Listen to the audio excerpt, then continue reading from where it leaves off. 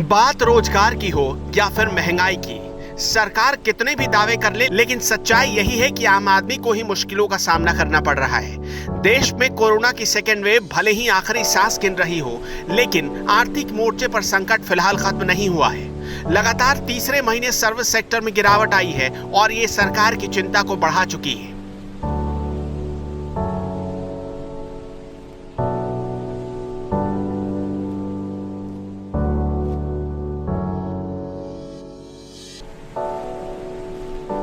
Service sector और manufacturing sector किसी भी देश की अर्थव्यवस्था की रीढ़ होते हैं, लेकिन रीढ़ ही कमजोर होने लगे तो बेरोजगारी, मंदी और महंगाई जैसी आर्थिक बीमारियां घर कर लेती हैं। कोरोना के संकट काल में देश आर्थिक मोर्चे पर कई बड़ी मुश्किलों का सामना कर रहा है। सरकार को सबसे बड़ी उम्मीद सर्विस सेक्टर में तेजी आने के बाद सुधार की थी, लेकिन जुलाई महीने में आए आंकड़ों ने सरकार के सामने चुनौतियों का पहाड़ खड़ा कर दिया है।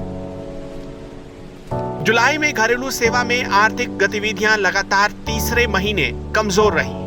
परचेजिंग मैनेजर इंडेक्स यानी पीएमआई जून के 41.2 के मुकाबले जुलाई में बढ़कर 45.4 पर आ गया।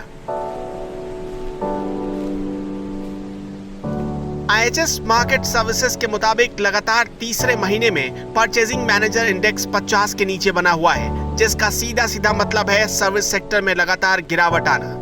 सर्विस सेक्टर की एक्टिविटी लगातार तीसरे महीने कमजोर रहने की वजह से मैन्युफैक्चरिंग सेक्टर की एक्टिविटी में जो बढ़ोतरी हुई है उसका असर कम दिख रहा है।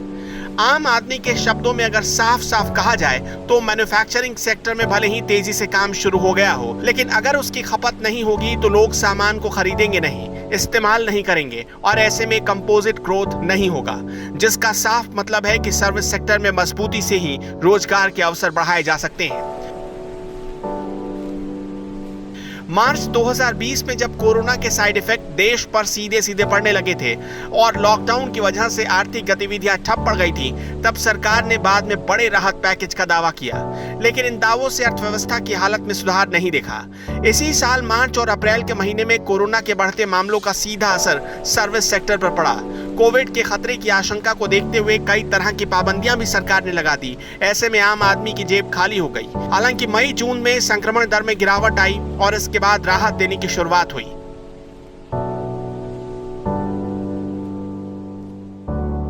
इससे कुछ सुधार की संभावनाएं भी बनी थी, लेकिन तीसरी लहर आने की आशंका ने फिलहाल आंशिक ब्रेक लगा दिया है। आईएचएस मार्केट के विशेषज्ञों का कहना है कि अर्थव्यवस्था के लिए अहम माने जाने वाले सर्विस सेक्टर के परफॉर्मेंस पर कोविड के चलते दबाव अभी आगे भी बना रहेगा।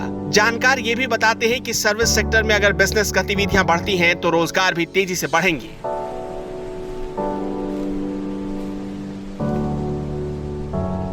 सर्विस सेक्टर के तहत मुख्य रूप से restaurant, hotel, food service, travel और सिविल एविएशन आते हैं।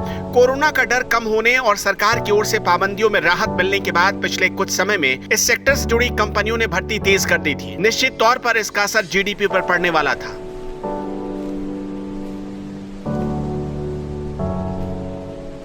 जून महीने में जारी अपनी रिपोर्ट में वर्ल्ड बैंक ने भारत की अर्थव्यवस्था 2021 और 22 के दौरान 8.3% और 2022-23 के दौरान 7.5% की वृद्धि का अनुमान लगाया है। हमारे देश की जीडीपी में ज्यादा हिस्सेदारी सर्विस सेक्टर की है, इसलिए इसका तेजी से बढ़ना और जरूरी है। नए आंकड़ों के मुताबिक सर्विस सेक्टर में बिजनेस गतिविधियां बढ़ी हैं, लेकिन इस रफ्तार से रोजगार नहीं बढ़ा। सर्विस सेक्टर की कंपनियां सरकार से राहत पैकेज की उम्मीद लगाई हुई हैं। अगर सरकार अर्थव्यवस्था को मजबूत ट्रैक पर लाने के लिए अपना संकल्प सिद्ध करती है तो सर्विस सेक्टर ही नहीं, दूसरे सेक्टर में भी रोजगार के अवसर बढ़ेंगे, जिसका सीधा असर बाजार पर पड़ेगा और देश की अर्थव्यवस्था पर भी।